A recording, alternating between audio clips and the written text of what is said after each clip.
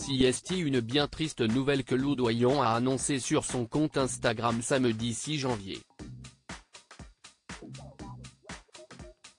La fille de Jane Birkin a révélé la perte d'un membre de la famille cher à son cœur et a publié quelques clichés du bel enterrement qu'elle et son fils aîné lui ont réservé dans le jardin de leur maison. Le 16 juillet 2023, Lou Doyon a dû faire face à une perte douloureuse, celle de sa mère, Jane Birkin.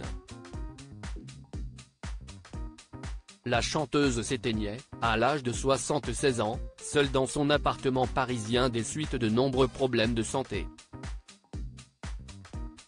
Lou Doyon lui rendait alors cet hommage lors de ses obsèques en l'église Saint-Roch, à Paris.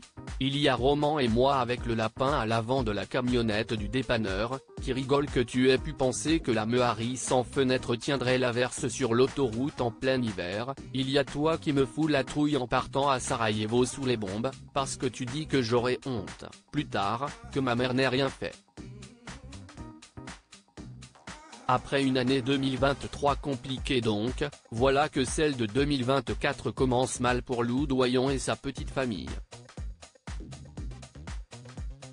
Sur Instagram, elle a annoncé samedi 6 janvier, avoir perdu un être cher, un membre de la famille à part entière, son fidèle compagnon depuis 12 ans.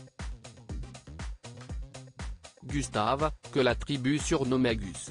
Le chien et animal de compagnie de la famille depuis plus d'une décennie s'est éteint le 5 janvier dernier comme l'a annoncé la maman de Marlo et Laszlo.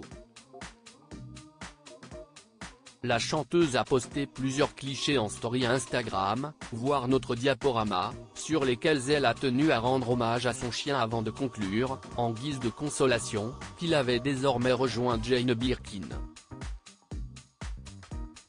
Elle écrit en anglais, « Tu es avec ma maman maintenant ».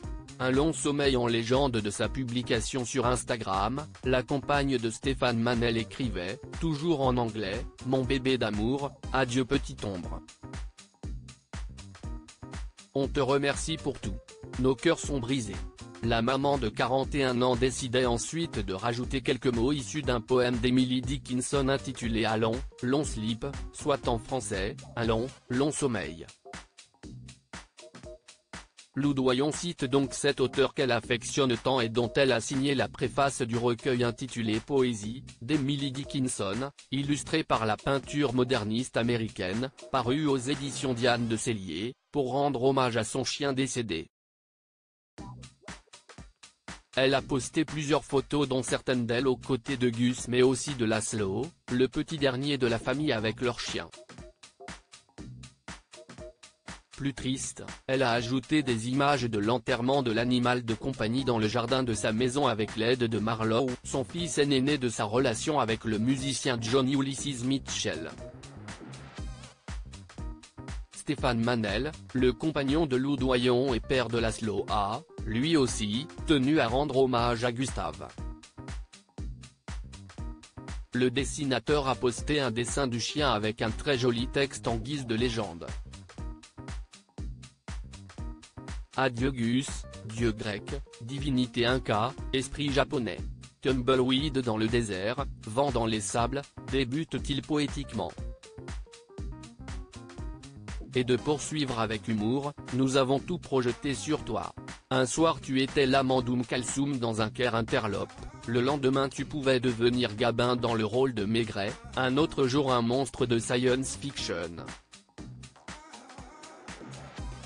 Tout était possible. Montagne de muscles et écran à fantasmes.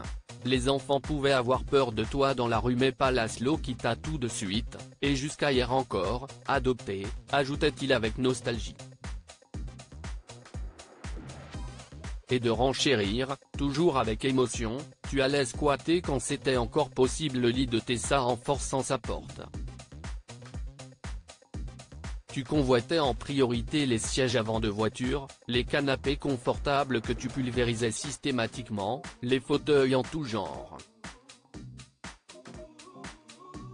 Ta devise aurait pu être « Si est-il confort que moi ».